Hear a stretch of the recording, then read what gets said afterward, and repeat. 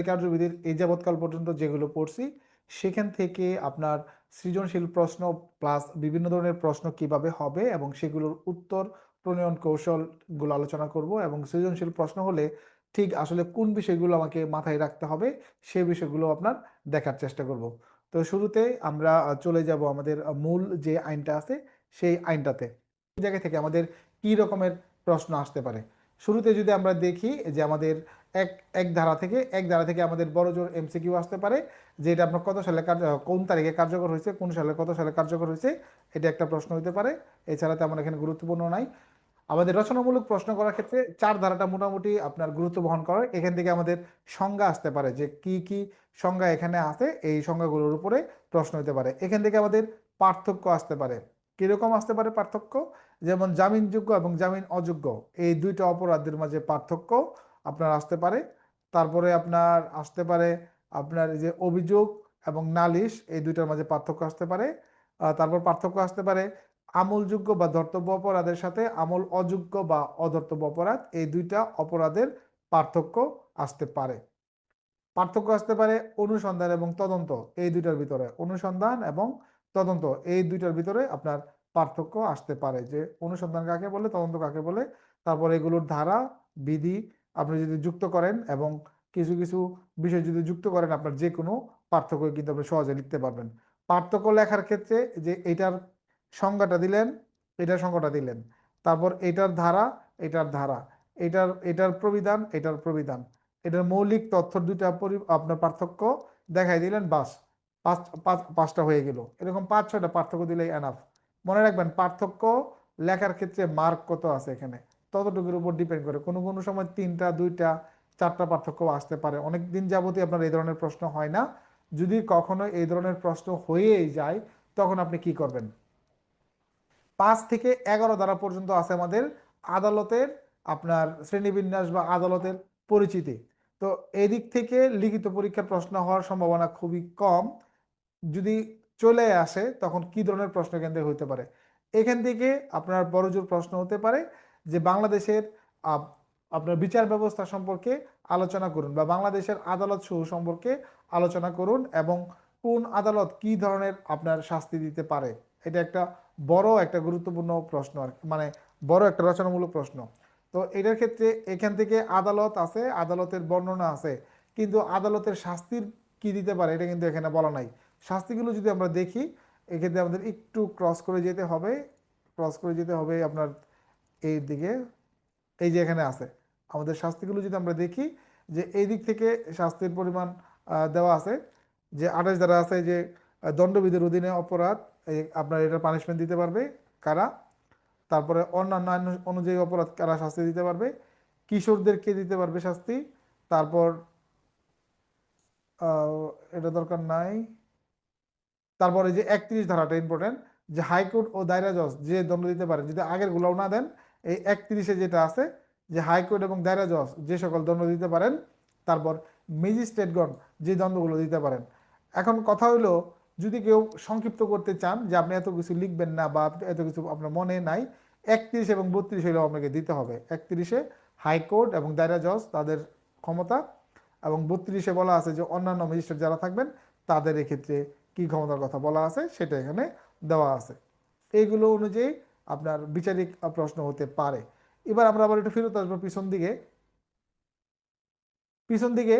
এই যে 12 ধারা যে আছে, এই যে স্পেশাল ম্যাজিস্ট্রেট বলতে কি বুঝুন, কখন এই ধরনের স্পেশাল ম্যাজিস্ট্রেটকে নিয়োজিত করা হয়, বা এই ধরনের ম্যাজিস্ট্রেটের কি কি ক্ষমতা রয়েছে, বা এদের ক্ষমতা কতদূর পর্যন্ত বিস্তৃত, বা তাদের ক্ষমতা কতটুকু আপনার রদ করা হয়েছে। রদ মানে কতটুকু তারা প্রয়োগ করতে পারবেন না। তার মানে এখানে আইন শৃঙ্খলা রক্ষার্থে যতটুকু দরকার তারা কিন্তু ততটুকু ক্ষমতা প্রয়োগ করতে পারবে। তারা যে জিনিসটা পারবে না বা রদ করা হয়েছে সেটা হলো বিচারিক ক্ষমতা প্রয়োগ করতে পারবে না। অর্থাৎ এই ধরনের ম্যাজিস্ট্রেটদের কোনো ধরনের বিচারিক ক্ষমতা থাকতেছে না। তো পুলিশ অফিসারকে স্পেশাল ম্যাজিস্ট্রেট হিসেবে নিয়োজিত করা যায়, হ্যাঁ। এই যে আমাদের 12-1 যেটা বলতেছে যে পুলিশের এএসপি বা ঊর্ধ্বতন যে র্যাঙ্কের অফিসার থাকবে তাদেরকে এই ধরনের ম্যাজিস্ট্রেসি ক্ষমতা দিয়ে প্রয়োগ করা, নিয়োগ করা যায়, নিয়োজিত করা যায় আর কি, তাদেরকে এই ধরনের দায়িত্বে নিয়োজিত করা যায়। এখান থেকে আর তেমন গুরুত্বপূর্ণ প্রশ্ন নাই। আমাদের যে এখানে আছে যে মফস্বল এলাকার জন্য জাস্টিস অফ দ্য পিস 22, তারপর 25-এ আছে পদাধিকার বলে জাস্টিস অফ দ্য পিস। এগুলো এমসিকিউর জন্য দরকার, এগুলো রচনামূলকের জন্য প্রয়োজন নাই, কারণ এগুলো আপনার বর্তমানে বাংলাদেশের প্রচলন নাই বললেই চলে। তারপর এইদিকে তো আমরা 28 থেকে 32 এই পর্যন্ত আমরা তো দেখলাম। এগুলো 33 আছে, 33 ক আছে, 35 আছে। এই দিক থেকে রচনামূলক প্রশ্ন আসবে না, তেমন এদিকে প্রশ্ন নাই। আপনার এদিকেও তেমন ইম্পর্টেন্ট না। আপনার যে 42 আছে যেটা, এখান থেকে মূলত আমাদের শুরু হইলো 42-এ বলা আছে যে জনসাধারণ দ্বারা ম্যাজিস্ট্রেট এবং পুলিশকে সাহায্য প্রদান। এই সাহায্য প্রদান নিয়ে আপনার কয়েকভাবে প্রশ্ন হতে পারে। উদাহরণ দিয়ে প্রশ্ন করতে পারে, যে বা আপনাকে ইঙ্গিত করে কোনো প্রশ্ন করতে পারে যে আপনি একজন পুলিশ অফিসার, আপনি এই কাজ করার জন্য অমুক জায়গায় গেলেন, সেখানে আপনি সাহায্য চাইলেন, কিন্তু আপনার আব্দুস সুবহান আব্দুর জব্বার তারা আপনাকে সাহায্য করেন নাই। এখন আপনি কি ধরনের অ্যাকশন তাদের বিরুদ্ধে নেবেন, এই ধরনের প্রশ্ন করতে পারে। এখন যদি আপনার বেসিক ধারণাটা ভালো থাকে আইনের উপরে, যে আপনি এটা ভালো করে জানেন যে এই ধরনের প্রশ্ন আমাকে জড়াই করলে কিভাবে উত্তর দিতে হবে, আর জেনারেল প্রশ্নগুলো কিরকম উত্তর দিতে হবে, আর থার্ড পারসনকে যদি টার্গেট করে কোনো প্রশ্ন করে সেটা উত্তর দেওয়া লাগতে পারে। প্রশ্ন কিন্তু 3 ভাবে হবে, আমি আবার বলে নেই, প্রশ্ন কিন্তু 3 ভাবে হয়, এবং অতীতের যত প্রশ্ন আছে আপনি সব অ্যানালাইসিস করে দেখেন, প্রশ্ন 3 রকমের হয়। একটা হয় জেনারেল প্রশ্ন, কি হয়, জেনারেল প্রশ্ন, স্বাভাবিক প্রশ্ন, খুব কম হয়, আবার কোনো কোনো বছর হয়, আবার কোনো কোনো বছর সেটা হয়ও না। আরেকটা প্রশ্ন হলো আপনার তৃতীয় ব্যক্তিকে কেন্দ্র করে। তৃতীয় ব্যক্তিকে কিরকম কেন্দ্র করে, যে দেখবেন আব্দুল সুবহান অমুক থানার আপনার ডিউটি অফিসার, অমুক থানার তিনি আপনার ওই টহলরত অফিসার, তার সাথে এই ঘটলো, তিনি কি ব্যবস্থা নেবেন। এটা হলো দ্বিতীয় পদ্ধতি। তৃতীয় পদ্ধতির প্রশ্ন হলো আপনাকে ইঙ্গিত করবে, যে আপনি ঢাকার গুলশান থানায় কর্মরত একজন এএসআই, আপনি ঢাকার গুলশান থানায় কর্মরত, বা আপনি বনানী থানায় কর্মরত একজন এসআই, এইভাবে আপনাকে টার্গেট করে কিন্তু প্রশ্ন করতে পারে। তাহলে এই 3 ধরনের প্রশ্ন কিন্তু একই জায়গা থেকে একই বিষয় নিয়ে কিন্তু প্রশ্ন করতে পারে। তাহলে এখন আপনার উত্তরটা দেওয়া লাগবে না। বাংলা ভাষার যে ব্যবহারটা, বাংলা ভাষার প্রয়োগের যে সাধারণ যোগ্যতাটা, দক্ষতাটা, এইটা কিন্তু আপনার মাঝে থাকতে হবে। একটা গাইড বইতে বা একটা হ্যান্ড নোটে একটা প্রশ্নের উত্তর একই সময়ে 3 ভাবে দেওয়া থাকে না, থাকে থাকে না, কিন্তু যে কোনো একটা প্রশ্ন বলেন আপনার একভাবে কিন্তু একটা বইতে দেওয়া থাকে।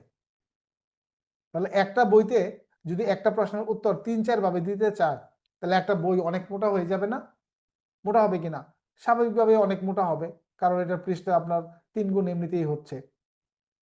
তাহলে আপনি যদি মৌলিক তথ্যগুলো আয়ত্তে নেন, প্রশ্ন আপনার যেভাবেই করুক, আপনার কাজ হলো জাস্ট শুরু করলেন, তারপর গিয়ে আপনার ওভাবে শুধুমাত্র আপনি লাইনে উঠাই দেন, শেষ।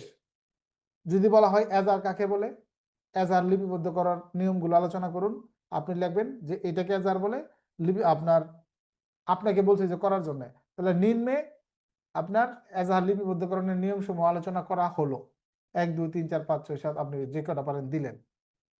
আপনার এই প্রশ্নটাই ঘুরে আসতে পারে যে মোহাম্মদ রফিক মিয়া, তিনি গুলশান থানার ডিউটি অফিসার, তিনি ডিউটি অফিসার দায়িত্ব পালনকালীন সময় থানায় আর কেউ ছিল না, এই মুহূর্তে একটি মার্ডার মামলার সংবাদ থানায় আসলে ডিউটি অফিসার তিনি কি দায়িত্ব পালন করবেন। এখানে একটা কিন্তু খেয়াল করে দেখেন, প্রশ্নেই কিন্তু ডিউটি অফিসারকে কিন্তু ওসি বানায় দিছে। বুঝছেন কোন কথার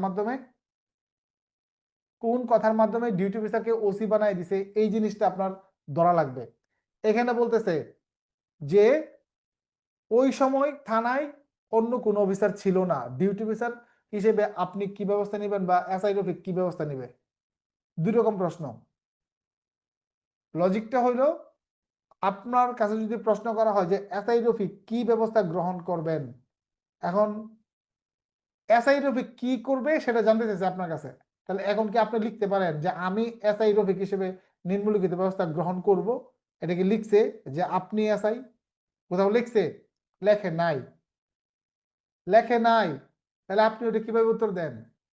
আপনি লিখবেন যে এসআই রফিক নিম্নলিখিত ব্যবস্থা গ্রহণ করব নাকি করবেন, কোনটা? গ্রহণ করবেন। তৃতীয় পক্ষের বক্তব্য যদি আপনি বলেন তাহলে ভাষাটা আপনার আপনার হবে না তারটা হবে, তারটা হবে। তাহলে এখন আপনি লিখবেন যে আপনি যেটা বুঝতেছেন যে অমুকে এটা করবে, তাহলে আপনি বলে সেটা লিখবেন। তাহলে লিখবেন যে এই ধরনের সংবাদ প্রাপ্তির পর ডিউটি অফিসার হিসেবে এসআই রফিক নিম্নলিখিত ব্যবস্থা গ্রহণ করবেন। যদি বলা হইতো যে আপনি যদি বলা হতো আপনি অমুক থানার এসআই রফিক, আপনি ডিউটি অফিসার থাকাকালীন সময় এই ধরনের সংবাদ আসছে, এই মুহূর্তে থানায় আর সিনিয়র কেউ ছিল না, আপনি কি ধরনের ব্যবস্থা গ্রহণ করবেন? যখন বলা হয় আমি থানার সিনিয়র, আমার সাথে সিনিয়র কেউ থানায় এই মুহূর্তে নাই, তাহলে কি আমি স্বল্প সময়ের জন্য হইলেও কি থানার ওসি হিসেবে গণ্য হইলাম না? হইলাম কি না? যেহেতু আমার সাথে সিনিয়র কেউ থানায় নাই, তাহলে কি আমি কি ওসি হইলাম কিনা থানার? ওসি হয়ে গেলাম না অটোমেটিক? আমি কিন্তু অটোমেটিক থানার ওসি হয়ে গেলাম। এখন আমি যে থানার ওসি হইলাম, তাহলে আমার উত্তরটাও কিন্তু ওসির মতোই হবে যে যেহেতু থানায় আমি ছাড়া কেউ নাই সিনিয়র অফিসার হিসেবে, তাহলে এই মুহূর্তে সংবাদ আসার মুহূর্তের সময়ে আমি প্রবিধান 201 আর হচ্ছে সিআরপিসি আমাদের 4-1 এই মোতাবেক আমি কি ওই সময়ের জন্য থানার অফিসার ইনচার্জ হিসেবে গণ্য হব। এই হিসেবে আমি ওসির দায়িত্বে থাকাকালীন সময় এই ধরনের সংবাদ আসলে নিম্নলিখিত ব্যবস্থা গ্রহণ করবেন না করব, কোনটা দিলে মিলে বলেন তো লাইনটা? নিম্নলিখিত ব্যবস্থা গ্রহণ করব, এইটা দিলে কিন্তু মিলে। আমি যেহেতু প্রশ্নের আগে আমি বলছি আমি নিম্নলিখিত ব্যবস্থা গ্রহণ করব, তো এই যে নিম্নলিখিত ব্যবস্থা গ্রহণ করব, এবার আপনার সেই কুমির রচনা 1 2 3 4 5 6 7 8 9 10 11 12 13 14 15 16 17 18 19 20 যে জয়টা পারেন পয়েন্ট আপনি এবার লিখেন। একটা পয়েন্টে কেউ কেউ টাইনা লিখে, আবার কেউ আপনার একটা পয়েন্টের ভাঙা দুটা তিনটা পয়েন্টে অনেক কেউ লিখে, তাই না? যেমন ঘটনাস্থলে উপস্থিত হয়ে ফোর্স মোতায়েন করে আপনার ঘটনাস্থল হেফাজতে নিব এবং বাদীকে জিজ্ঞাসাবাদ করব। আপনি কিন্তু এক লাইনে ঢুকাই দিলেন, এক লাইনে কত কিছু ঢুকাইলেন। ওই স্থানে যে গেলেন এইটা, আপনি ওইখানে যে ওইটা কর্ডন করছেন এইটা, ওই জায়গায় যে আপনি হেফাজতে নিছেন এইটা, ক্রাইম সিনের বিষয়টা এটা এইটা, এবং আপনার বাদীকে জিজ্ঞাসাবাদ এইটা। তার মানে চারটাকে মিলেও কিন্তু আপনি একটা বাক্য ঢুকাই দিচ্ছেন, কারণ কি সময় আপনার নাই, আপনি এখানে বিষয়গুলো লিখে দিবেন। তারপরে আপনি আরো কি করলেন যে এই যে আমি চারটা বিষয়কে একত্রিত করলাম, চারটা বিষয় একত্রিত করলাম, এখন এটা কি ইচ্ছে করলে আমি ভাঙাও লিখতে পারি যে ঘটনাস্থলের উদ্দেশ্যে রওনা দিব, বিষয়টি ডায়েরিতে নোট করব। রওনা, উপস্থিত হয়ে ফোর্স মোতায়েন করলাম, ফোর্স মোতায়েনের বিষয়। তারপর জায়গায় আমি কর্ডন করলাম, মানে ঘটনাস্থল ক্রাইম সিনে আমি হেফাজতে নিলাম। তারপর আমি ওইখান থেকে আলামত জব্দ করলাম যদি থাকে। তারপর আপনার বাদীকে জিজ্ঞাসা, তার মানে এইটাই ক্ষুদ্র জিনিসটাকে ভেঙে আপনি বড় করতে পারবেন। এখন পর্যাপ্ত সময় কি আপনার কাছে থাকে? ওই সময় আপনার কাছে পর্যাপ্ত সময় তো থাকে না, বা চিন্তা ভাবনারও এত সময় থাকে না। তাহলে আপনার এই যে বলে না অল্প তেলে কি করকরা ভাজা, কম তেলে করকরা ভাজা যায় না, আপনার তেলও দিবেন কম আবার ভাজাও চাইবেন কি করকরা, এরকম আছে কি না? আছে না? আছে। তো কম তেলে করকরা ভাজার ক্ষেত্রে ঠিক কতটুকু কম প্রয়োগ করে আমি বেশি নম্বরটা পাইতে পারি, এই সেন্সটা যার ভালো, এই সেন্সটা যার ভালো সেই পরীক্ষায় আগায় যাবেন। তাহলে এই সেন্স কিভাবে ভালো হবে আমাদের? এই সেন্স আমাদের ভালো হবে একমাত্র রাস্তা হচ্ছে আপনার বুবাগিরি বাদ দিতে হবে। বুবাগিরি বুঝেন তো? এই যে মনে করেন বুবা যে হইছেন, কোনো কথা নাই আইন বিষয়ে, কারোর সঙ্গে কোনো কথা বলেন না, ক্লাসেও তো বলেন না, এই ধরনের তথ্য আপনার অন্যজনের সাথে শেয়ার করতে হবে, আপনার কথা বলতে হবে, তাহলেই আপনার সম্ভব।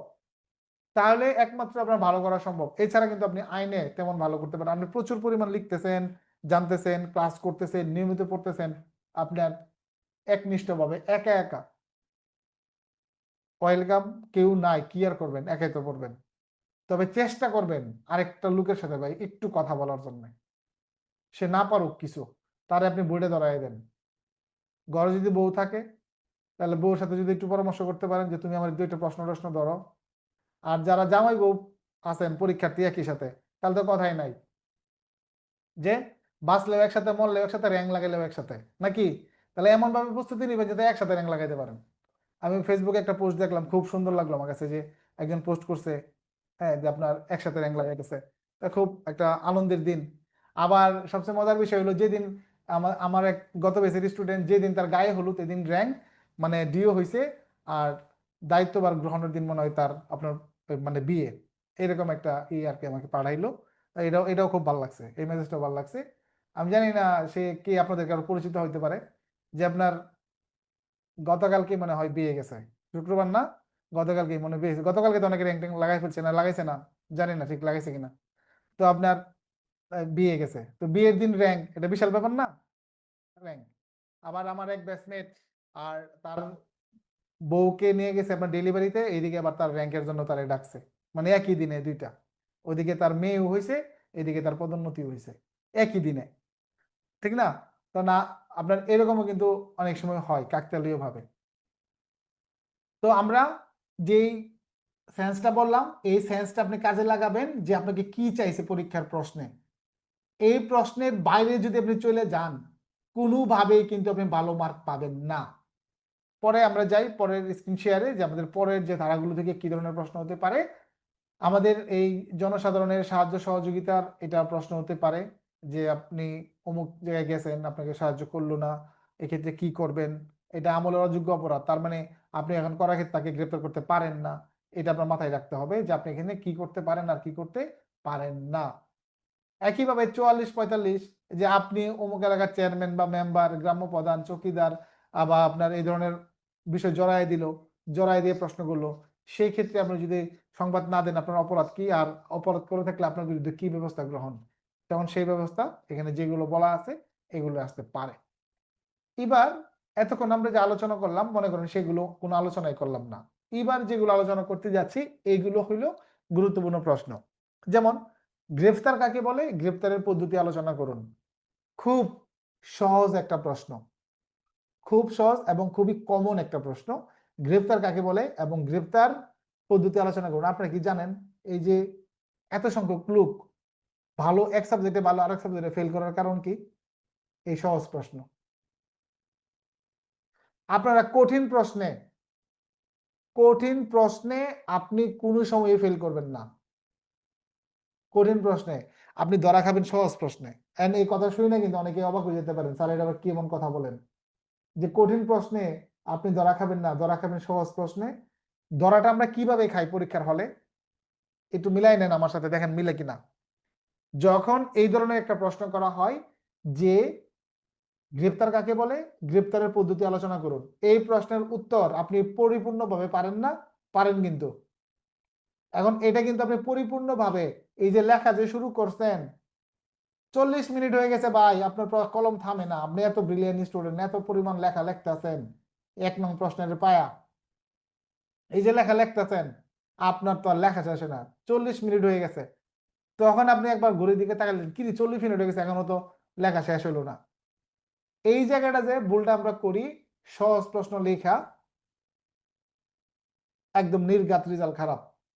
পরের প্রশ্নগুলো আপনি আর কভার করে পারবেন, ফেরত আসতে পারবেন টাইমের জায়গায়, টাইমের জায়গায় আপনি ফেরত আসতে পারবেন না। তার মানে সহজ প্রশ্নগুলো আপনি সহজ ভাষায় শেষ করে দিতে হবে, বরং সহজ প্রশ্নের ক্ষেত্রে আপনার সময়টাকে বাঁচায় কাজে লাগাইতে হবে। যদি আমার পরীক্ষার একটা অভিজ্ঞতা বলি আপনাদেরকে, আমাদের একটা প্রশ্ন হয়েছিল, আপনারা দেখেন 2018 সালের একটা প্রশ্ন এএসআই টু এসআই পরীক্ষায়। এখানে একটা প্রশ্ন ছিল, পুলিশের প্রতিরোধমূলক ব্যবস্থা বলতে কি বুঝুন, পুলিশের প্রতিরোধমূলক ব্যবস্থা সমূহ আলোচনা করুন। মার্ক শেষ, 13 মার্ক এই প্রশ্নের জন্য, 13 মার্ক। এই প্রশ্ন লেখার জন্য এই স্যারে কিন্তু আপনার কতক্ষণ সময় পায়, 27 মিনিট সময় পায়, 3 ঘন্টার পরীক্ষা তো 27 মিনিট সময় পায়। এই প্রশ্নের উত্তর, এই প্রশ্নের উত্তর মনে করেন আমি 11 মিনিট না 12 মিনিটে লিখে ফেলছি। আপনার 11 মিনিট বা 12 মিনিটে আমি এই প্রশ্নের উত্তর লিখছি, যে এখানে 5টা হয়তো প্রতিরোধমূলক ব্যবস্থা, 49, 50, 51, 52, 53, এর সাথে আর বেশি কিছু নাই, আপনি বানায় তো লেখার কিছু নাই, কারণ এই নামে একটা অধ্যায়ই আছে। আর এই অধ্যায়ের ভিতরে, এই অধ্যায়ের ভিতরে আপনার ধারায় আছে 149, 150, 152, 153 পুলিশের প্রতিরোধমূলক ব্যবস্থা। তো এই যেগুলো প্রতিরোধমূলক ব্যবস্থা, এই রীতি প্রতিরোধমূলক ব্যবস্থা লিখছি, 12-13 মিনিটে আপনার লেখা শেষ। তাহলে এখন আমার কাছে টাইম সেভিং হইলো না? টাইম সেভিং হলো কিনা, 15 ধরেন আপনার 12-13 মিনিট বা 15 মিনিট সময় কিন্তু আমার হাতে সেভ হয়ে গেল। এখন এই সময়টা আমি কি পকেটে করে বাসায় নিয়ে আসবো, না অন্য প্রশ্নগুলোর উপরে কাজে লাগাবো? অন্য প্রশ্নগুলো লেখার ক্ষেত্রে আমি সময় বেশি পেয়ে গেলাম না? বেশি পেয়ে গেলাম। এই সময়টা প্রয়োগ করতে হবে আপনার সঠিকভাবে। একইভাবে এই যে গ্রেপ্তার কাকে বলে, গ্রেপ্তারের পদ্ধতি, এটা লিখতে গিয়ে গত বছর অনেকে যে ধরাটা খাইলো, বা ধরেন সমন কাকে বলে, সমন জারির পদ্ধতি, বা গ্রেপ্তারি পরোয়ানা কাকে বলে, গ্রেপ্তারি পরোয়ানা তামিলের পদ্ধতি, এজার কাকে বলে, এজার লিপিবদ্ধকরণ বা এজারের বৈশিষ্ট্য, এই ধরনের যখন সহজ প্রশ্ন আসবে আপনি কোনো কিছু বিবেচনা না করে লিখতেই থাকেন, লিখতেই থাকেন, কেন ভাই? এই কাজটা করেন না, এই কাজটা করেন না। করলে আপনার জন্য মোটামুটি ধরা নিশ্চিত, ধরা আপনার নিশ্চিত। তার মানে এখন বুঝছেন, সহজ প্রশ্ন দেওয়া হয় আপনাকে একটা প্রলোভন হিসাবে যে আপনি এটার পিছনে সময় বেশি নষ্ট করবেন, যে নষ্ট করছেন সে ধরা খাবেন। এখানে নিয়ম হইল, যেই কঠিন প্রশ্নের জন্য আমার সময় দরকার 25 মিনিট, আর এই প্রশ্নটা আমি 20 মিনিটে শেষ করব, তাহলে এখান থেকে আমি 5টা মিনিট সময় আমি পরের প্রশ্নে আমি প্রয়োগ করতে পারবো, যে প্রশ্নে আমার জটিলতা আছে, যে প্রশ্নে আমার জটিলতা আছে, এই জায়গাটাতে আমার সময়টা প্রয়োগ করতে হবে বেশি। আশা করি থিওরিটা আপনারা কাজে লাগাবেন। তাহলে এই যে আমরা 46 দ্বারা যে দেখতেছি, এখান থেকে আমাদের গ্রেপ্তারের সংজ্ঞা আসতে পারে। এখন গ্রেপ্তারের সংজ্ঞা তো আসলে কোনো আইনে দেওয়া নাই, দেওয়া যায় না, এই 46 থেকে আমাদের লিখতে হবে। 46 এক লিখবেন না 46 লিখবেন, এটা নিয়ে অনেকে কনফিউশন থাকেন। আপনি যেভাবে লেখেন না কেন আপনার উত্তর সঠিক। 46 এক লিখলেও সঠিক, 46-এর 3 লিখলেও আপনার সঠিক। আপনি যদি 46 লেখেন তাহলে এই আপনার এই তিনোটাকে কভার করে, তো তিনোটাই তো গ্রেপ্তার করা যায় হিসাব অনুযায়ী।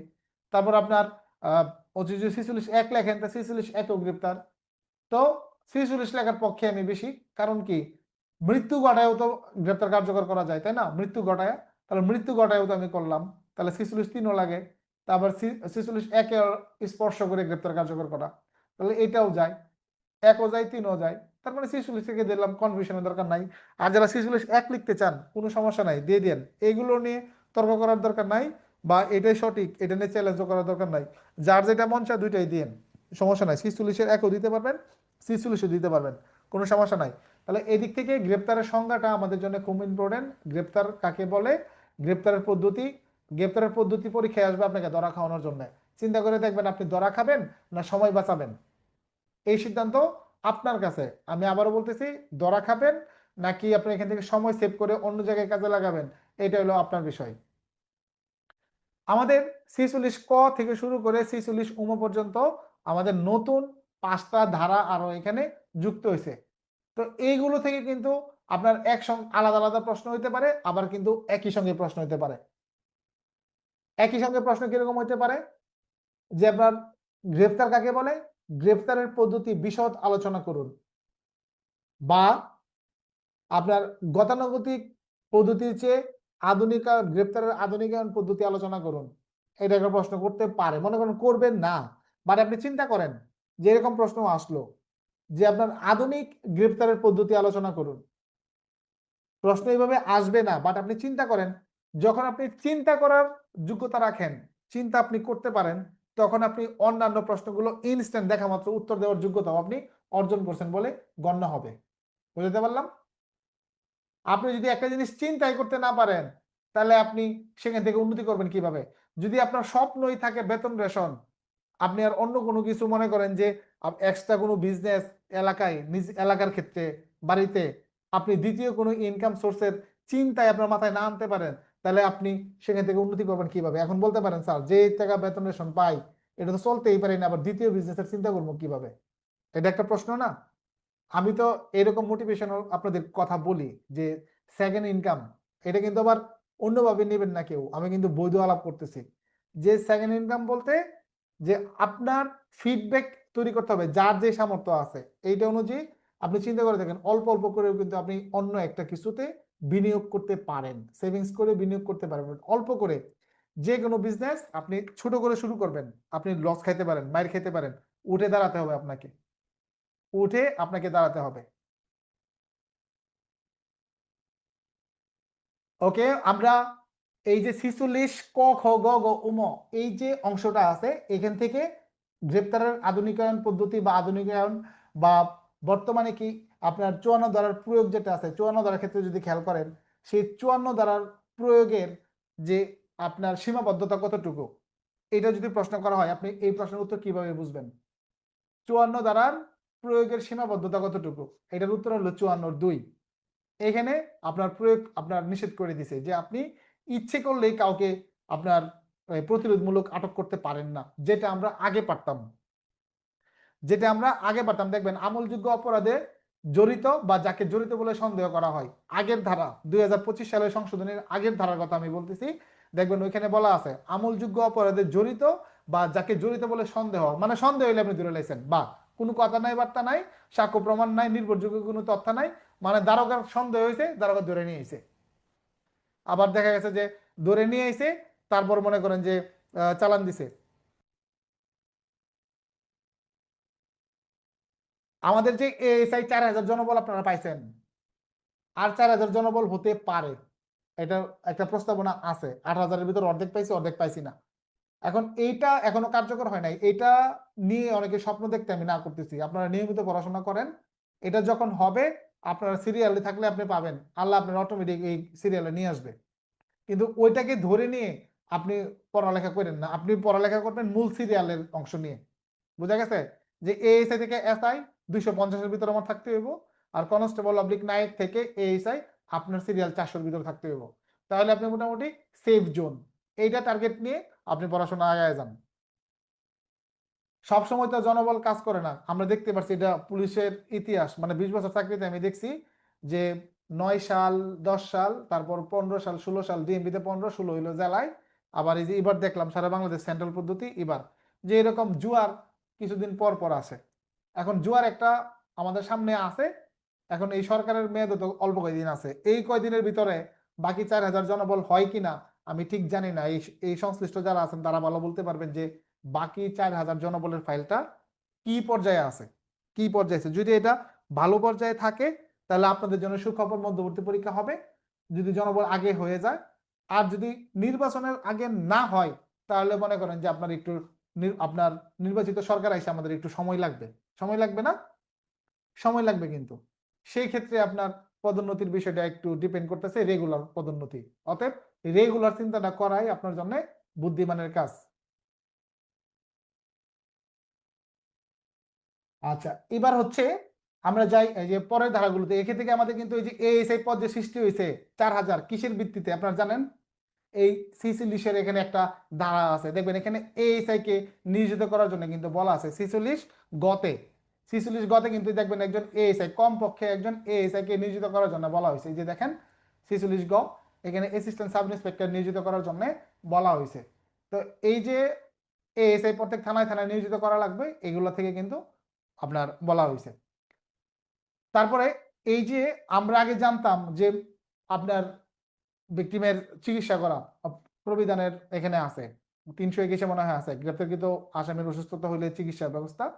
এই জিনিসটাকে এখন আইনে রূপান্তর করছে 46 উমতে একদম ডিটেইলস, যে আপনার আপনার অসুস্থ হলে কি করা লাগবে, আপনার হসপিটালে নিয়ে যেতে হবে, নারীদের ক্ষেত্রে নারীদের কথা এখানে ক্লিয়ার করছে চিকিৎসা।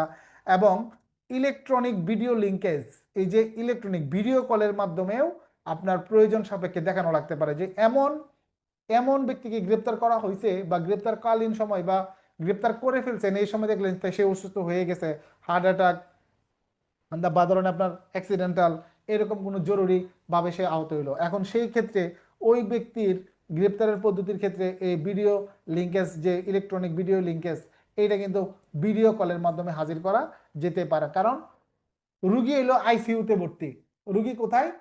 রুগী হয়েছে আইসিইউতে। এখন আইসিইউতে থাকাকালীন সময় যদি আপনি 24 ঘন্টা কি কাউন্ট করতে পারেন? আপনি বলেন।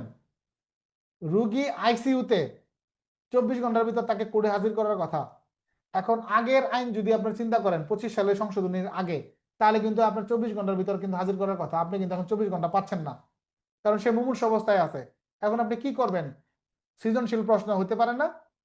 হইতে পারে কিনা যে আপনি একজন আসামিকে গ্রেপ্তার করছেন, আপনি এএসআই কামাল সঙ্গীয় ফোর্স সহ আসামি সবুজকে গ্রেপ্তারকালীন সময় সে গুরুতর আঘাতপ্রাপ্ত হয়ে আপনার মৃত্যু সজ্জায়। এই মুহূর্তে আপনার করণীয় কি? এবার বলেন কি করবেন আপনি? এখন তো আপনি সে মৃত্যুদণ্ড বা যাবজ্জীবন কারাদণ্ডে দণ্ডিত হয়ে তার মরার জন্য অপেক্ষা করবেন নাকি? কখন সে মরবে তাহলে আপনি দেখাই দিবেন যে তার মৃত্যু সংঘটিত করেও কি করছি, গ্রেপ্তার কার্যকর করছি নাকি? তাই না? এটা লিখতে পারবেন খাতায়? লেখা যাবে? লেখা যাবে না। সে কোন ধরনের আসামি এইটা কিন্তু এখানে বলা নাই, জাস্ট আসামি, তাকে আপনার চিকিৎসার ব্যবস্থা করতে হইব। সে যদি যাবজ্জীবন কারাদণ্ড বা মৃত্যুদণ্ডে দণ্ডনীয় অপরাধের মধ্যে অভিযুক্ত হয় সেটা পরেও দেখার বিষয়, কিন্তু মানবিক হিসেবে সে মানুষ হিসেবে তার চিকিৎসা পাওয়ার আইনগত অধিকার নাকি, নাকি আপনার নৈতিক অধিকার বলেন তো? আসামি যে চিকিৎসা পাবে এটা তার নৈতিক অধিকার না আইনগত অধিকার? এটা তার আইনগত অধিকার, নৈতিক না, এটা তার আইনগত অধিকার। এই যেখানে আপনার আইন করে দিছে, এটা আপনার আইন করে দিছে। তো এই ক্ষেত্রে যেমন ধরেন নৈতিক অধিকার কোনটা, একজন আসামি পায়ে জুতা রাখতে, জুতা মানে ধরে তারা খালি পায়ে নিয়ে আসতেছেন, তার পরিবার থেকে জুতা আগাই দিল যে আমার জুতা নিয়ে ওনাকে জুতা দিয়ে পড়তে দেন, তা আপনি বলবে যে না তোর জুতা পাওয়া দরকার নাই, আসামি জুতা পরা দরকার নাই, এটা বলা যায় না। একজন মানুষ হাইটে যাবে আসামি, সে যতই আসামি হোক তার জুতা পরাটা এটা আপনি তার একটা নৈতিক অধিকার বা আপনার এটা নৈতিক মূল্যবোধ থেকে এটা আপনি তাকে দিতে পারেন, তার একটা মানবিক অধিকার, আপনার এটা নৈতিক কার্যক্রমের আওতায় পড়ে। কিন্তু তার ব্যক্তিগত মালামাল সাথে রাখতে পারবে না, এটা আবার আপনার আইনগত অধিকার, আপনি তাদের সাথে রাখতে দিবেন না। তার বউ পোলাপান যারা আছে তাদের কাছে দিয়ে দিবেন, এটা আবার তার আইনগত অধিকার, যে তার ফ্যামিলির লোকজনের কাছে আপনি সেই মালামাল হস্তান্তর করে দিবেন। এটা নতুন আইনে করে দিচ্ছেন আইনগত অধিকার 51 ধারায়, 51 ধারায় কিন্তু এটা আইনগত অধিকার করে দিছে। তাহলে গ্রেপ্তারকৃত আসামির আইনগত অধিকার এবং নৈতিক অধিকারের পার্থক্যটা বুঝছেন? নৈতিক অধিকার, আন্তর্জাতিক অধিকার, আইনগত অধিকার। একই প্রশ্ন ঘুরায় আসতে পারে যে মানবাধিকার রক্ষার্থে বা মানবাধিকার রক্ষা করে একজন আসামির গ্রেপ্তার পদ্ধতি আলোচনা করুন। এখন তো মাথায় আপনার বাস, কি রে আল্লাহ, এটা কেমন প্রশ্ন করলো? মানবাধিকার রক্ষা করে গ্রেপ্তারের পদ্ধতি, এটা তো পড়লাম না, স্যার তো কোনোদিন পড়াইলো না। বাইরে এই ধরনের প্রশ্নই করবে আপনার মাথাটা ঘুরাই দেওয়ার জন্য। শিরোনাম যেভাবে করবে প্রশ্নটা আপনি পরীক্ষার খাতায় ঠিক এভাবে শুরু করবেন, আর যেই লাও সেই কদুই ভিতরে গিয়া, বুঝছেন? আপনি প্রশ্ন যেভাবে করছে উত্তর আপনি এভাবে লেখেন যে মানবাধিকার রক্ষা পূর্বক একজন আসামির আইনগত অধিকার বা একজন আসামির গ্রেপ্তারের পদ্ধতি নিম্নে আলোচনা করা হলো। এখন গ্রেপ্তারের পদ্ধতি কি আর আলাদা হবে? আলাদা হবে? সেম পদ্ধতি, সেম, কিন্তু শুরুটা আর শেষটা আপনার যেভাবে চাইছে আপনি সেভাবেই আপনি করবেন। যদি না লেখেন তাহলে কি হবে এখানে? তাহলে ধরে নিবে আপনি নকল করে লিখছেন, ধরে নিবে আপনি গাধা ছাত্র, যা মুখস্থ করছেন তাই, পরীক্ষকের প্রশ্ন আপনি বুঝতে পারেন না, পরীক্ষকের প্রশ্ন আপনি বুঝতে পারেন না। যদি আপনি কোনো মেয়েকে আপনি প্রেমের প্রস্তাব দিতে যান, এখন খুব ভালো লাগতেছে শুনতে না প্রশ্নটা, এতক্ষণ ভালো লাগছে না, এই জন্য প্রেমের আলাপ করছি, আমি একবারে দেখলাম কয়েকজন লড়ে চড়ে বইছে, স্যার এখন প্রেমের আলাপে গেছে গা।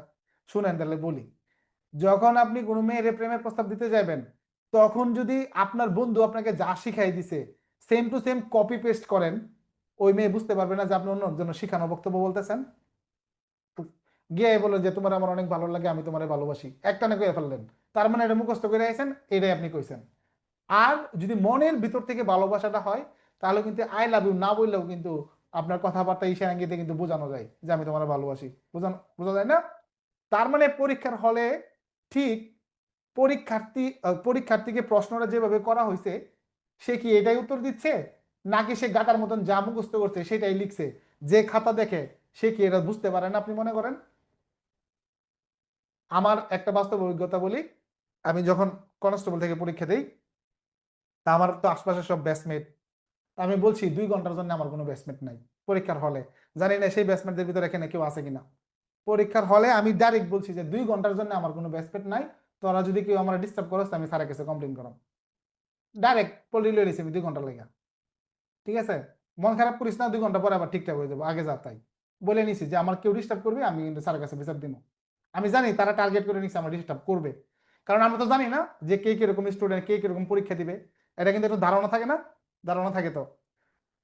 তখন যে কথা সেই কাজ, কোনো ধরনের কোনো হেল্প নাই আমার মতো না আমি। প্রশ্নটা পাইতে মনে হয় লেখা শুরু করছি।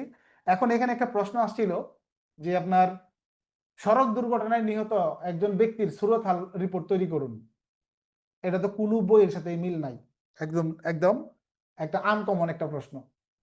না আমি তো এই প্রশ্ন লেখা শুরু করছি, এখন আমি তো কেউ দেখাই না, আমি কেউটা দেখিও না। এখন আমার পাশেই আপনার ওই সময়ে একজন সিনিয়র বড় ভাই, আমাদের ঠিক পরের আগের বেস, 4 মাসের প্রথম বেস, ওই বড় ভাই পরীক্ষা দিচ্ছিল। তিনি আবার কিন্তু একজন বড় অফিসারের গানম্যান। তা উনি দিচ্ছে, তা আমি দেখলাম উনি এই যে সুরতাল রিপোর্ট লিখতেছে, ফাঁসিতে ঝুলে আত্মহত্যা করছে না এইটা। আমার মনে মনে মনে করে লেখেন, কোনো সমস্যা নাই। পাশে আমি দেখলাম আর কি, তো লিখতেছে যে সুরতাল চাইছে, সে দেখছে সুরতাল রিপোর্ট তৈরি করুন। তো সুরতাল রিপোর্ট তো গাইড বইতে আছে যে ফাঁসিতে ঝুলিয়ে ব্যক্তির আত্মহত্যা এগুলো। তখন হেসে, মানে এটা তো পারে না, ওটাই শিখে এসে ওটাই লিখতেছে। আমি তো হাসতেও পারতেছি না, যে চাইছে কি আর দিতেছে কি। তখন আমি খালি লিখছি যে যে আপনার এই সড়ক দুর্ঘটনার সংবাদ পেয়ে সঙ্গীয় অফিসার ফোর্স অমুক যারা এখানে জায়গায় উপস্থিত হলাম, তারপর আপনার ওই ভিকটিমের আত্মীয় অমুকের শনাক্ত মতে লাশের সুরতাল রিপোর্ট তৈরি করা শুরু করলাম। জাস্ট এইটুক শুরু, পরে কিন্তু যে লাভ সেই কদুই, ভিকটিমের চুল থেকে শুরু করে পা পর্যন্ত বর্ণনা দিয়ে দিলাম, সুরতাল রিপোর্ট কমপ্লিট। লাস্টে গিয়ে একটা অপশন থাকে না যে আপনি হয় লাশটাকে পোস্টমর্টম রিপোর্টে পাঠাবেন, না হলে পাঠাবেন না, যে কোনো একটা, যে কোনো একটা না। আমি এখানে লাস্ট ওইখানে শেষ করে দিছি যে প্রাথমিক তদন্ত এবং এই উপস্থিত লোকজনের এই বক্তব্য অনুযায়ী এটি একটা সাধারণ দুর্ঘটনায় প্রতীয়মান হয়, লাশ বিনা পোস্টমর্টমে দাফনের জন্য হস্তান্তর করলাম, শেষ। যত শর্ট করা যায় এইসব সৃজনশীল প্রশ্নে এই কৌশলগুলো আপনার অবলম্বন করতে হবে। যদি আপনার পরীক্ষায় আসে এজার কাকে বলে, নমুনা এজার তৈরি করুন, আপনি চিন্তা করে দেখেন তো 20 মিনিটে পারবেন কিনা? ইম্পসিবল, প্রশ্ন হয়ে ওঠে না। আপনার 30 মিনিটের উপরে সময় লাগবে। যে কেউ চ্যালেঞ্জ দিয়ে বললাম যে এজার কাকে বলে, এজারের বৈশিষ্ট্য এবং একটি নমুনা এজার লিপিবদ্ধ করুন। নমুনা এজাহার মানে 2টা পাতা আপনার লিখতে হবে। মনে রাখবেন, যদি নমুনা এজাহার বলে বড় বড় অফিসার ইনচার্জ যে পাতাটা, এটাও লিখতে হবে, ছকটাও কিন্তু আপনার লিখতে হবে। বোঝা গেছে? নমুনা এজাহার মানে কিন্তু এক পাতা না, যে বড় বড় অফিসার ইনচার্জ 1 লাইন, এটা হলো একটা অভিযোগ, এক পাতা লিখে দিলে হবে না। কিন্তু বর্তমানে আর ছক কিন্তু নাই। বর্তমানে ছক আছে, বর্তমানে কিন্তু ছকে মামলা রুজু হয় না, বর্তমানে কিন্তু ধারাবাহিক, এই যে উপর থেকে নিচে। এবার কিন্তু আমাদের প্রশ্নের উত্তরটা সহজ হয়ে গেছে। আমাদের যে পুরাতন যে পদ্ধতি, এখান থেকে বের হয়ে আসতে হবে, যে আমার নতুন ভাবে আমার এখানে লিখতে হবে, নতুন ভাবে এই সিরিয়ালে আমাকে লিখতে হবে, সব নতুন ফর্মুলাতে আমাকে লিখতে হবে। গ্রেপ্তারের পদ্ধতির ক্ষেত্রে আপনি কোন জায়গায় গিয়ে থামবেন? গ্রেপ্তারের পদ্ধতি প্রশ্ন হতে পারে যে গ্রেপ্তারের পদ্ধতি, এখন গ্রেপ্তারের পদ্ধতি কারাগার মতে 53 ধারা পর্যন্ত, কারাগার মতে 50 পর্যন্ত, আর কারাগার মতে 46 ধারা পর্যন্ত গ্রেপ্তারের পদ্ধতি, পরে আর কোনো গ্রেপ্তারের কোনো কিছু নাই। এরকম কিছু আছে না যে গ্রেপ্তার করে ফেলছি 46 ধারা মোতাবেক, গ্রেপ্তারের কাজ শেষ, আর বাকিগুলো যে আছে 47, 48, 49, এইগুলো হচ্ছে যে আপনার গ্রেপ্তার করতে গিয়ে যে কাজগুলো করা লাগবে। গ্রেপ্তারের পদ্ধতি একটাই, কথার মাধ্যমে অথবা তার দেহ স্পর্শ করে, ব্রাস গ্রেপ্তার শেষ। এটা কারো কারো মতে, কিন্তু আমি বলতেছি আগে দেখেন, আমাদের তো আইনজ্ঞ বা পণ্ডিত ব্যক্তির অনেক অভাব নাই, সবাই নিয়ে আমি বলতেছি। কারো কারো মতে 50 ধারা পর্যন্ত, কারো কারো মতে এটা 53 ধারা পর্যন্ত। যদি বলেন স্যার আপনি কোন কোন মতাদর্শের লোক, প্রশ্ন হতে পারে না যে স্যার আমরা তো আপনাকে ফলো করি বা আপনার এখানে পড়ি, আপনি কোনটার পক্ষে? আমি হচ্ছি আপনার পরীক্ষার প্রশ্নের মান এবং সময়ের পক্ষে। বুঝছেন কি বলছি? আপনার পরীক্ষার প্রশ্ন এবং তার মানের উপর ডিপেন্ড করে সময় এবং মান। যদি প্রশ্নটা এরকম হয়, গ্রেপ্তার কাকে বলে, গ্রেপ্তারের পদ্ধতি আলোচনা করুন, আর কিছুই নাই এই প্রশ্নে, ক খ গ কিছু নাই, তাহলে গ্রেপ্তারের পদ্ধতি 46 দিলাম আমি, সরি গ্রেপ্তারের সংজ্ঞা 46 দিলাম। এইবার পদ্ধতি আপনি 53 পর্যন্তই লিখবেন। আপনি আরো লিখবেন, 58 লিখবেন, 66 লিখবেন, এগুলোও লিখবেন। কেন লিখবেন আমি বুঝাই দিচ্ছি আপনারে। পরের সংজ্ঞার জন্য যদি 3 ধরেন, বাকিটার জন্য 7 না, বাকিটার জন্য 7 মার্ক কিনা, তো 7 মার্কের জন্য ওই লেখাটাও তো এরকম হইতে হবে। এখন 50 পর্যন্ত সব সময় লিখতে হবে গ্রেপ্তারের পদ্ধতি। 51, 52, 53 এগুলো আপনি অ্যাড করবেন কিভাবে? আপনি লিখে দিবেন গ্রেপ্তারের পর পরেই ব্যক্তির দেহ তল্লাশি করতে হবে 51। তারপর আপনার মালামালের বিষয়টা আপনি ইঙ্গিত করলে করতেও পারেন, নাও করতে পারেন, কিন্তু এটা আপনি ঢুকাই দিবেন। জামিনের বিষয়টা আপনি এই ক্ষেত্রে ঢুকাইতেও পারেন, নাও ঢুকাইতে পারেন। ওই যে তাকে যে আপনার ওই দেহ তল্লাশি থেকে বিরত থাকে, যেটা জামিনযোগ্য অপরাধ হলে, এটা আপনি উল্লেখ করতেও পারেন, নাও করতে পারেন, বাট তার দেহ তল্লাশির বিষয়টা আপনি এখানে উল্লেখ করতেই হবে। নারীদের ক্ষেত্রে নারী দ্বারা এইটুক লিখলেন, আর বাড়ালেন না। মহিলা পুলিশ ঢুকাবেন কি ঢুকাবেন না, স্থানীয় মহিলা ঢুকাবেন কি ঢুকাবেন না, এটা ডিপেন্ড করবে সময়ের উপরে, আপনি বড় করবেন না ছোট করে শেষ করে দিবেন। শুধু লিখবেন নারীদের ক্ষেত্রে নারীদের মাধ্যমে দেহ তল্লাশি করতে হবে। এখন কোন নারী লেখার দরকার নাই, এখন মনে করেন সময় আছে, আপনি এবার ঢুকান স্থানীয় নারী অথবা সঙ্গীয় নারী সদস্যের প্রেক্ষিতে, অথবা নারী অফিসার হলে সে নিজেই তল্লাশি করবে। এবার আপনি এটা ঢুকাবেন কি ঢুকাবেন না ডিপেন্ড করবে সময়ের উপরে, ওই প্রশ্নের উত্তরের উপরে, মানে কত মার্কের উত্তর। তাহলে 58, তারপরে আপনার 66 66 আপনি ঢুকাবেন কিভাবে? গ্রেপ্তারের সময় সব সময় আপনি সাকসেস হবেন? গ্রেপ্তার করতে গেলে সব সময় সাকসেস হবেন কিনা? গ্রেপ্তারকালীন সময় আসামি আপনাকে দেখে দৌড় দিতে পারে না? দৌড় দিতে পারে কিনা? তাহলে যে আসামি পুলিশ দেখে দৌড় দেয়, পুলিশ কি ওই আসামি দৌড়ে গিয়ে ধরে না? ধরে কিনা? তা আসামি যে আপনি দৌড়ে গিয়ে ধরলেন, এটা কোন জায়গায় লেখা আছে যে আসামি আপনি দৌড়ে গিয়ে ধরতে পারবেন? কোন জায়গায় লেখা আছে? 46 থেকে 53 এর ভিতরে লেখা আছে যে আসামি দৌড়ে গিয়ে ধরতে পারবেন? আছে? নাই। তার মানে আপনার এই দৌড়ে গিয়ে আসামি ধরার পদ্ধতি অবৈধ। অবৈধ কিনা? অবৈধ না, বৈধতা আছে। বৈধতা আছে, 58 দ্বারাই আপনার এই বৈধতা দেওয়া আছে যে কোনো আসামিকে আপনি অনুসরণ করতে পারবেন। এখন অনুসরণের তো অনেক পদ্ধতি আছে। আপনি ছদ্মবেশে গিয়ে অনুসরণ করতে পারেন, তাকে সে দৌড়াই দিছে আপনি তাকে দৌড় দিতে পারেন। এই সিনেমায় দেখেন না যে দৌড় দিছে এফডিসি রলের পাশ দিয়া, পুলিশের পিছনে হোল্ড হোল্ড করে দৌড়াইতেছে। এই যে দৌড়াইতেছে, দেখবেন এক সময় গিয়ে আপনার সিনেমার দৃশ্য চেঞ্জ, নায়ক ছোট থেকে বড় হয়ে গেছে, এরকম হয়ে যায় না? এই যে দৌড়াইতেছে, এই 58 দ্বারাই দৌড়াইতেছে। আবার ধরেন ধরে নিয়ে আইতেছেন নায়কের মা হসপিটালে, আর নায়করে ধরে নিয়ে এলে ওই নায়ক গাড়িতে পালাবেই। আমরা সিনেমা দেখলে বলে দিতে পারতাম, পারতাম না যে নায়ক এই একার গাড়ি থেকে নিশ্চিত পলাইবে, কারণ তার মা হসপিটালে, হসপিটালে তারা যাইতে হইব। পুলিশ যদি 20 জন থাকে এতে পলাইবে সে, ঠিক না? পলাবেই, কারণ সিনেমার পরিচালক রেডি করে রাখছে এইভাবে। তো এই যে আসামি যখন গাড়ি থেকে লাফ দিত, জাম করতো, বা পুলিশের দুই দিক দিয়ে ধাক্কা মাইরা সে নিজে গাড়ি সিটে বয়ে পড়তো, এরকম তো আমরা দেখি মুভিতে, তাই না? তখন হয় কি যে আপনার ওই আসামিরা আবার পুলিশ অনুসরণ করতে থাকে। তাহলে এখন এই যে পুলিশ একবার গ্রেপ্তার করলো, ওই একই ব্যক্তির দুইবার গ্রেপ্তার করা যায় নাকি? এরকম কোনো নিয়ম আছে? এক মুরগি কবে জবাই করা যায়? একবার না দুইবার? এক মুরগি জবাই একবারই করা যায়, কিন্তু একজন আসামিরে দুইবারও অ্যারেস্ট করা যায়, তিনবারও করা যায়। জয়বার সে পলাইবো, ওইবারই আপনি গ্রেপ্তার করতে পারবেন। তাহলে এইটাও কি গ্রেপ্তারের পদ্ধতির অংশ কি না? আসামি ধরে নিয়ে আসতেছে, এই মুহূর্তে যদি সে পলায়ন করে, তাকে অনুসরণ করে গ্রেপ্তার করার পদ্ধতি 66 67 আপনি ঢুকাইতে পারবেন কি না? পারবেন। সেটা কখন?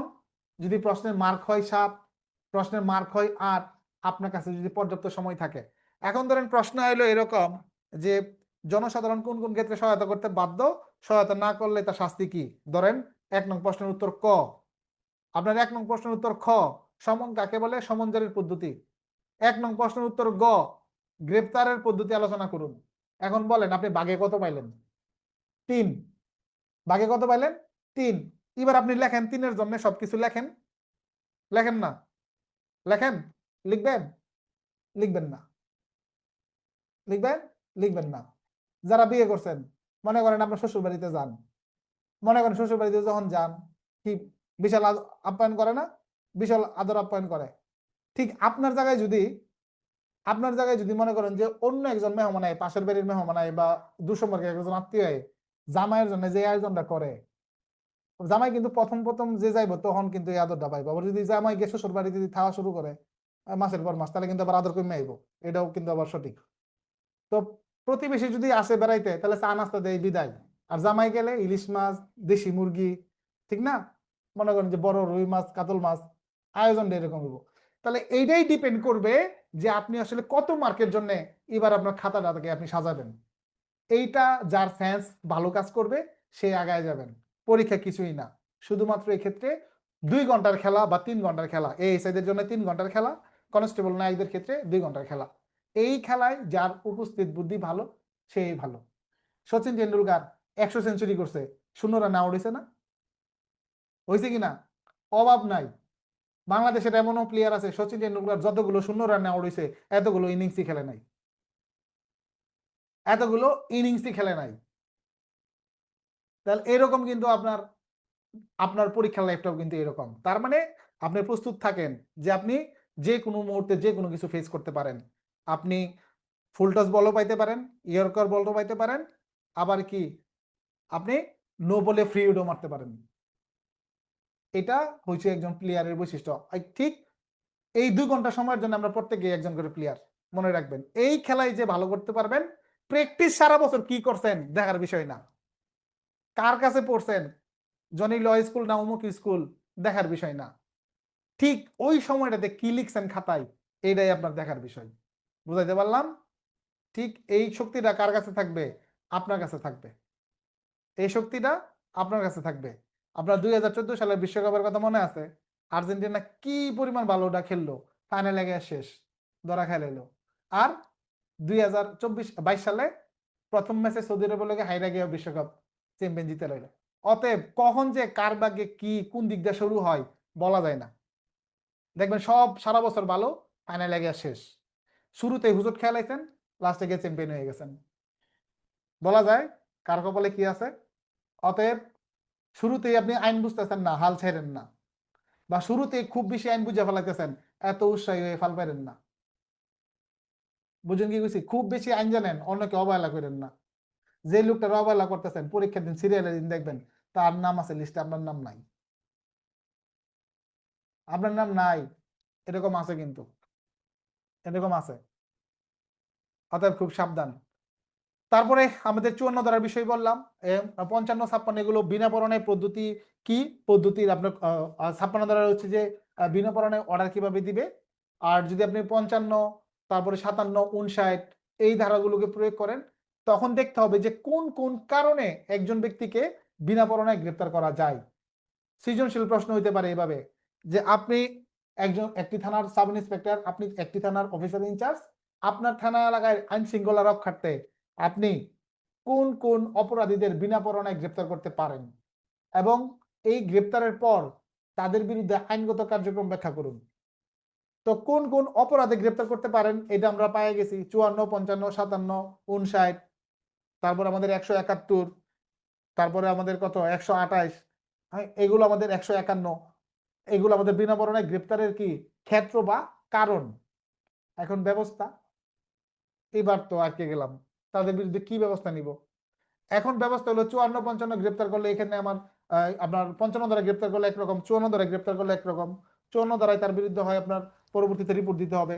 55 ধারা গ্রেপ্তার করলে তার বিরুদ্ধে 109, 110 ধারায় প্রসিকিউশন দিতে হবে। 57 ধারায় গ্রেপ্তার করলে নাম ঠিকানা তাইলে তারা ছাড়িয়ে দিতে হবে, তারপর প্রসিকিউশন না পাইলে তাকে চালান করতে হবে।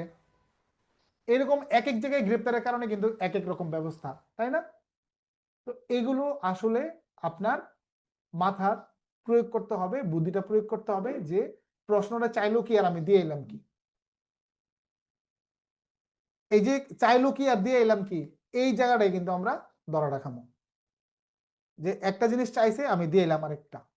এরপরে যে বিষয়গুলো আছে এটা আমার জন্য একটু সহজ, যেমন ধরেন সমন আছে। এই সমন কি, সমন জারির পদ্ধতি নর্মাল প্রশ্ন। এবার এটা কঠিন ভাবে চিন্তা করেন।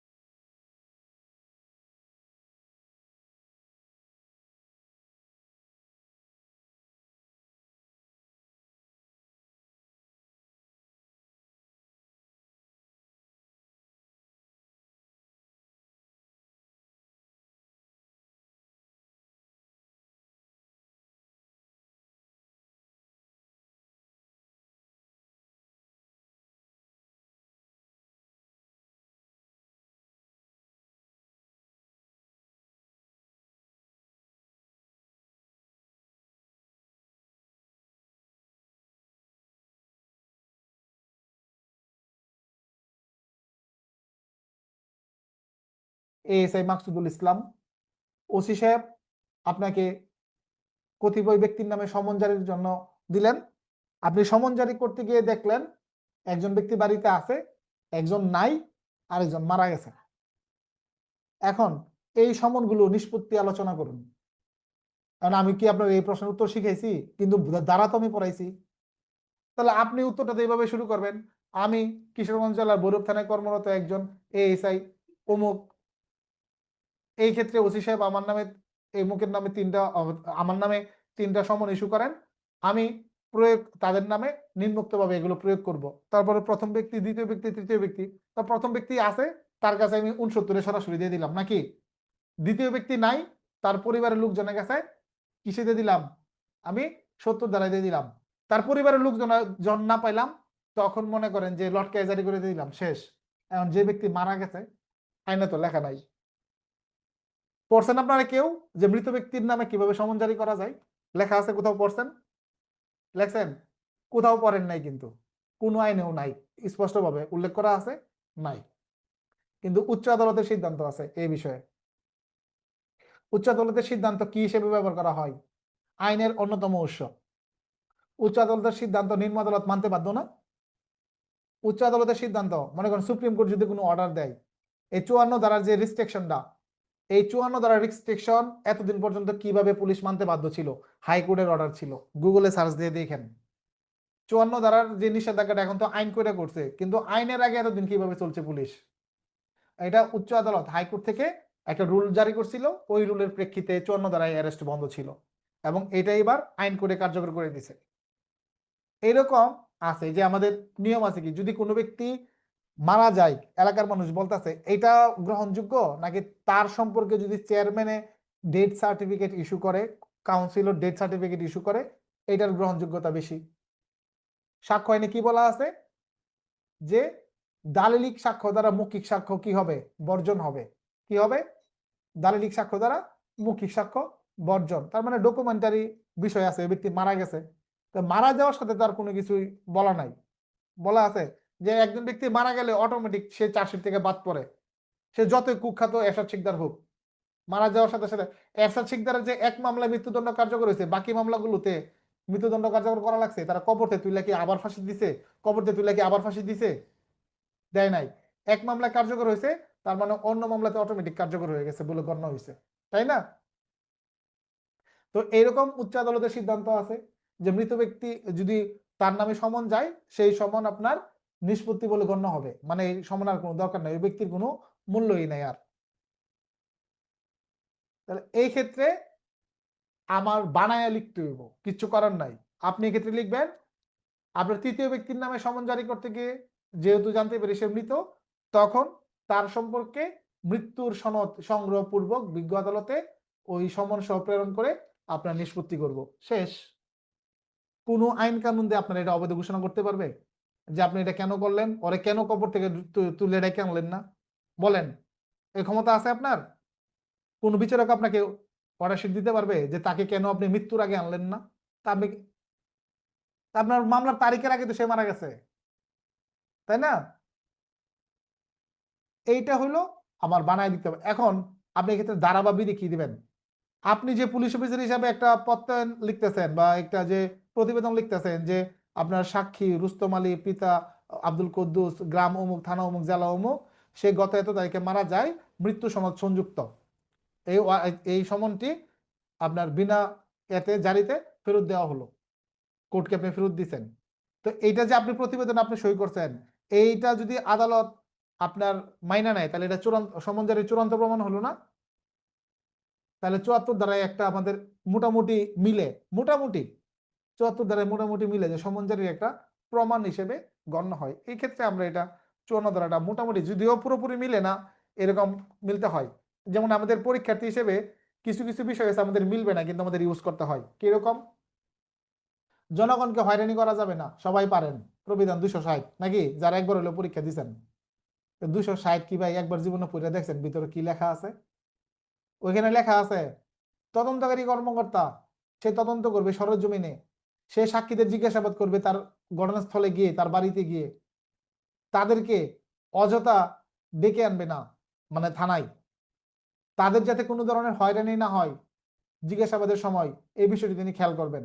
তাহলে দেখেন এখানে মাঝখান থেকে খালি একটু মিলছে যে জনগণকে হয়রানি করা যাবে না, প্রবিধান 260 খালি একটু খালি মিলছে। এটা আমরা সব জায়গায় প্রয়োগ করতেছি না? সব জায়গায় প্রয়োগ করতেছি কিনা? একদম মনে করেন যে একদম মার্কেটে আমরা চালাই দিছি, এটা যেভাবে চলতেছে এভাবে চালাই দিছি। এইরকম কিছু কিছু পয়েন্ট আপনার পরীক্ষার হলে চালাই দিতে হবে, কিছু করার নাই। আপনি এর সাথে কাছাকাছি আর কোনো কিছু নাই। অতএব আপনার একটা পয়েন্ট যদি লিখেন, পাশে তো কিছু লিখতে হবে না? তখন আপনি লিখে দিবেন। একইভাবে গ্রেপ্তারি পরোয়ানা নিয়ে এটার সংজ্ঞা আসতে পারে, গ্রেপ্তারি পরোয়ানার পার্থক্য আসতে পারে, সমন গ্রেপ্তারি পরোয়ানার পার্থক্য আসতে পারে। আসছে না পরীক্ষাতে এর আগে? আসছে কিনা? অনেকবার আসছে। গ্রেপ্তারি পরোয়ানার সংজ্ঞা পরীক্ষায় আসছে না? আসছে। তাহলে এই 75 থেকে 86 পর্যন্ত এইটুকুর ভিতর প্রশ্ন আসতে পারে যে আপনার আপনার গ্রেপ্তারি পরোয়ানা কি, সমন গ্রেপ্তারি পরোয়ানার পার্থক্য, তারপরে আপনার হচ্ছে যে আপনার গ্রেপ্তারি পরোয়ানা আপনার দেখা গেছে কত প্রকার, এরকম আসতে পারে যে আপনার জামিনযোগ্য জামিন অযোগ্য। এটা যদিও বলা নাই, আমরা বানাই নিছি, এটাই উত্তর। তারপরে হইলো আমাদের ধরেন ওই এর মামলার দিক থেকে চিন্তা করলে জিআর আবার সিআর, এদিক থেকে এভাবে বিভিন্ন ধরনের ব্যাখ্যা আছে, সবগুলো ব্যাখ্যা আপনার দিলেন। এখন গ্রেপ্তারের পদ্ধতির ক্ষেত্রে এই যে সমানুমতন সৃজনশীল প্রশ্ন হতে পারে যে আপনি এএসআই অমুক বা এসআই অমুক, আপনার নামে ওসি সাহেব হাওলা করলেন কিছু ওয়ারেন্ট, আপনি জানতে পারলেন আপনার ওয়ারেন্টভুক্ত একজন আসামি পার্শ্ববর্তী জেলা, আপনার থানা থেকে পলাতক হয়ে পার্শ্ববর্তী জেলা বা পার্শ্ববর্তী থানায় সে আত্মগোপন করে আছে, সোর্সের মাধ্যমে আপনি জানতে পারলেন। উক্ত ব্যক্তিকে গ্রেপ্তারের পদ্ধতি আলোচনা করুন। এখন লাগলো নি পেস? পেস লাগলো না? তাহলে দেখেন আমি এইভাবে তো আইনে বলা নাই যে গোপন সূত্রে জানতে পারলে কি করা লাগবে, এই সেই এরকম ভাবে লেখা নাই। তার মানে পুরোটাই আপনার ব্রেন থেকে আপনাকে সাপ্লাই দিবে, এই বেটা তুই এটা কর, তুই তো বেটা দাঁড়া গেছিস কি খায়া, তুই বুঝছ না কি করবি, তুই পড়ে আছিস না 84 দ্বারা। আপনার ব্রেন আপনার সাপ্লাই দিচ্ছে, আপনার ব্রেন 84 দ্বারা তুই পড়স নাই যে সার্জা পড়াইছিল যে যদি থানা এলাকার বাইরে যাওয়া লাগে তাহলে গিয়া 84 দ্বারা প্রয়োগ করা লাগবে, যে সরাসরি ওই থানায় গিয়ে রিপোর্ট করতে হইব, ওই থানার ফোর্স নিয়ে গিয়ে ধরতে হইব, অথবা যদি পালায় যাওয়ার সম্ভাবনা থাকে আগে গিয়ে ধরে লইতে হবে, ডাইরেক্ট ধরে গিয়ে পরে থানায় যেতে হইব, এই যাওয়ার সময় ওসিকে জানাইতে হইব। এটা স্বাভাবিক বিষয়, অন্য এলাকায় প্রবেশ করতে গেলে জানাইতে হয়। এইভাবে প্রশ্ন হইতে পারে, আপনি এটা নিজের মতো করে গুছাই লেখেন, প্রশ্ন আপনি কিভাবে করবেন যেভাবে করুক আপনি উত্তর দিতে পারবেন। এখানেও মানবাধিকার ঢুকাই দিতে পারে। গ্রেপ্তারি পরোয়ানা কি আসামি দেখতে পারে? প্রশ্ন হইতে পারে, আসামি কি দেখতে পারে? হ্যাঁ দেখতে পারে, কিন্তু তারা তো আপনি দিতে পারবেন না। তাকে আপনি দিতে পারেন না, আপনি সেটা দিতে পারেন না। গ্রেপ্তারি পরোয়ানা তামিল না হলে আপনার পুলিশ অফিসারের করণীয় কি? তামিল না হলে করণীয় কি? একজন আসামি পলাতক থাকতেই পারে, তারপর চেষ্টা করা, প্রথমত কাজ হলো তার তামিলের চেষ্টা করা, সোর্স নিয়োগ করা, এগুলো। কিন্তু মূল উত্তরটা হলো যদি তামিল না হয়, না পারেন, কোনোভাবে সম্ভব না হয়, তখন একটা নির্ধারিত তারিখ থাকে তামিলের, যে এই তারিখের মধ্যে সরি একটা রিপোর্ট দেওয়ার নির্ধারিত তারিখের মাঝে তামিল না হলে এই রিপোর্টটা আপনার কোর্টে প্রেরণ করতে হবে। এই রিপোর্টটার নাম হয়েছে NER, নন এক্সিকিউশন রিপোর্ট। কি জন্য তামিল হলো না তার কারণ ব্যাখ্যা করে আদালতকে জানানো, তার সম্পত্তির তালিকা সহ। তারপর আদালত তার নামে হুলিয়া ক্রুকি পরোয়ানা জারি করবে, ইত্যাদি ইত্যাদি। তাহলে এই দিক থেকে সৃজনশীল প্রশ্ন হলে আপনার বুঝবেন না যে আপনার কাছে কি চাইছে, এটা আপনার অবশ্যই পারার কথা। আপনার ওয়ারেন্ট আপনি কি ফেরত দিবেন কিনা? নো, ওয়ারেন্ট আপনি ফেরত দিবেন না। ওয়ারেন্ট কি করবেন, কারণ ওয়ারেন্টের 75(2) বলা আছে যতক্ষণ পর্যন্ত তামিল না হয়, যতক্ষণ পর্যন্ত আদালত থেকে এটাকে বাতিল না করে, ততক্ষণ পর্যন্ত ওয়ারেন্ট আপনার বহাল থাকবে। তার মানে ওয়ারেন্ট কখনোই আপনি ফেরত দিতে পারেন না। তাহলে বলতে পারেন স্যার NER এর সাথে আমরা কি দেই? NER এর সাথে ওয়ারেন্টের ফটোকপি দিই। আমরা কি দেই? NER এর সাথে ওয়ারেন্টের ফটোকপি দেই। ওকে, যখন কোনো আসামির নামে হুলিয়ে বা ক্রোকি পরোয়ানা জারি হবে, আপনি মনে রাখবেন ওয়ারেন্ট তখন বহাল থাকে। বুঝা গেছে? ওয়ারেন্ট তখন বহাল থাকে। কোনো ব্যক্তির নামে হুলিয়া থাকলে আপনি তাকে ধরবেন না? অবশ্যই ধরবেন। কোনো ব্যক্তির নামে হুলিয়া থাকলে তারা কি আসামি বলা হয় জানেন আপনারা? কোনো ব্যক্তির নামে হুলিয়া থাকলে তারা কি আসামি বলে? তাকে বলা হয় ফেরারি আসামি। আইয়ুব বাচ্চুর গান শুনছেন না? ফেরারি এই মনটাই আমার, মানে না কোনো বাধা। অতএব এই আসামিরা ধরার ক্ষেত্রে কোনো ধরা বাঁধার নিয়ম নাই। এবং যে ব্যক্তি ফেরারি আসামি তাকে যে কেউ গ্রেপ্তার করতে পারে, তাকে যে কেউ গ্রেপ্তার করতে পারে ফেরারি আসামিকে, যার নামে হুলিয়া জারি করা হয়। হুলিয়া, এই যে আপনার রাজার টিপু সুলতানের আমল দেখছেন এরকম ড্রাম বাইরাইতো, ড্রাম, এরকম দেখবেন যে হুলিয়া নিয়ে এসে দারোগা সাহেব এলাকায় শোনায় থয়ে যাবো, গাছে লটকাই দিব যে জারি করে থয়ে গেল, এরকম আর কি। আপনার প্রশ্ন হইতে পারে যে আপনার বিদেশে যদি কোনো আসামি থাকে, সেই ক্ষেত্রে তার ওয়ারেন্ট কিভাবে তামিল হবে, কার্যকর হবে। এক্ষেত্রে তো আপনি করবেন না, এক্ষেত্রে একটা ব্যবস্থা, প্রয়োজনীয় ব্যবস্থা আদালত নিবে। এক্ষেত্রে আদালত ওয়ারেন্ট আপনার ওই ব্যক্তি বিদেশে যেই দেশের কোর্টের আন্ডারে আছে ওইখানে সেটা প্রেরণ করবে। বিদেশ থেকে আগত কোনো ওয়ারেন্ট কি বাংলাদেশে তামিল করা যায় কিনা? যায় না। বিদেশ থেকে কোনো ওয়ারেন্ট বাংলাদেশে আসলে 93 ছোট গ যেটা আর কি, এই মোতাবেক বাংলাদেশেও সেটা কার্যকর করা যায়। তো এই যে আমাদের এই পর্যন্ত পড়া হইলো, একদিন রিভিশন হইলো, এবং সৃজনশীল প্রশ্ন কি কি লেভেলের প্রশ্ন হতে পারে এইটা প্রস্তুত থাকতে হবে আপনাদের সব সময়। এখান থেকে যদি আমি প্রশ্ন করি, বিভিন্ন অ্যাঙ্গেলে বিভিন্ন ধরনের প্রশ্ন আপনার করা যাবে। তো আপনার এক জায়গায় তো আপনার ঘুরলে হবে না, এক জায়গায় ঘুরপাক খেললে হবে। আপনার মনে করতে পারেন আপনাদের কি পরিমাণ পড়াশোনা করতে হবে, একবার ধারণা আছে আপনার? যারা পরীক্ষা একবার দিয়েছেন তারা বুঝতে পারেন কি পরিমাণ পড়াশোনা আপনার করতে হবে। একবার কল্পনা করে দেখেন, ফৌজদারি কার্যবিধি কত বড় একটা আইন, পেনাল কোড কত বড় একটা আইন, সাক্ষ্য আইন আছে, তারপর আপনার হচ্ছে পুলিশ রেগুলেশন, বাবা রে বাবা, 1290টা বিধি, সব কি আপনার লাগবে? সব লাগবে না। 30-35টা মাইনর অ্যাক্ট আছে। মাইনর অ্যাক্টের নাম আর সালি তো মুখস্থ রাখতে পারবেন না, আপনার ভিতরের ধারা তোলে দূরের কথা। ধারার আলাপ বাতি দিলাম, সাল এবং যে নাম এবং কার্যকরের তারিখ, এই 3টা অপশনই পারবেন না 35টা আইনের, দেখবেন ভুলে গেছেন।